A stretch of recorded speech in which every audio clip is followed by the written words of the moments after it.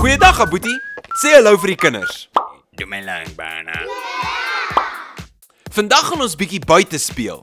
Is julle reg om 'n paar nuwe woorde te leer? Ja!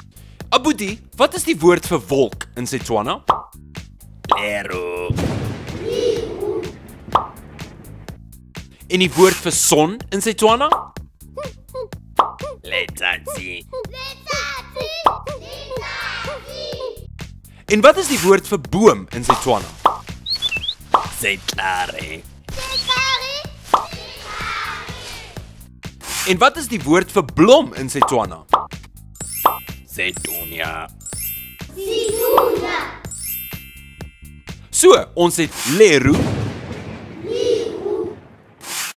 letsatsi, setlare en setunia. En nou kan jy hierdie woorde gebruik om sinne te bou. Totsiens, Aboetie. Totsiens julle. Sien julle volgende keer.